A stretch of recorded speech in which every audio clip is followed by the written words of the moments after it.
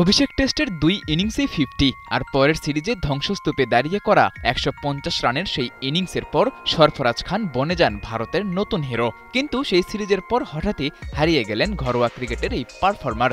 জাতীয় দল থেকে তার বাদ পড়ার কারণটা পারফরম্যান্স নয়, ছিল তার ফিটনেস।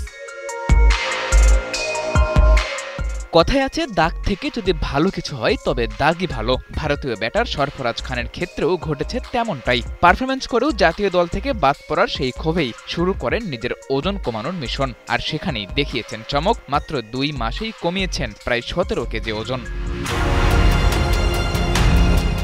টেকনিক্যালি পারফেক্ট আর বড় রান করার দক্ষতার কারণে আলোচনায় থাকা এই ব্যাটারের কেবল ফিটনেস নিয়েই ছিল প্রশ্ন। তবে সামাজিক যোগাযোগ মাধ্যমে তার নতুন এই ছবি আবারও আশার সঞ্চার করেছে ক্রিকেট প্রেমীদের মনে। অনেকে তো প্রথম ঝলকে তাকে চিনতেই পারেননি।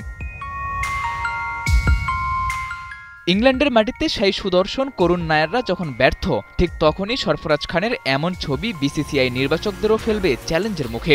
কারণ শুধু ফিটনেসের দিকেই নয়, পারফরম্যান্সেও আপ টু দ্য মার্ক মুম্বাইয়ের এই ব্যাটার। আন্তর্জাতিক ক্রিকেটে ৬ টেস্টে করেছেন ৩৭১ রান, যেখানে ৩50-র সাথে আছে ১ সেঞ্চুরি। ৩৭ এভারেস্টটা তরুণ একজন ক্রিকেটারের জন্য মোটেও মন্দ নয়। তবে সরফরাজ সবচেয়ে বেশি আলো ছড়িয়েছেন প্রথম শ্রেণীর ক্রিকেটে, যেখানে রান করেছেন ৪৫০০-এরও বেশি, আছে ট্রিপল সেঞ্চুরি আর স্ট্রাইক রেটটাও প্রায় ৬৬। এমন দুর্দান্ত পরিসংখ্যান নিয়েও সরফরাজ খান এতদিন উপেক্ষিত থেকেছেন কেবল অতিরিক্ত ওজনের কারণে। কারণ টিম ইন্ডিয়ার দলে টিকে থাকতে হলে পারফরম্যান্স, ফিটনেস, ডিসিপ্লিন সব দিক থেকেই হতে হয় শতভাগ পারফেক্ট। সব বিবেচনাতেই সরফরাজ খানই এখন দলের ডাক পাওয়ার বড় ক্যান্ডিডেট। সাদাতুর রাফি, ৭১।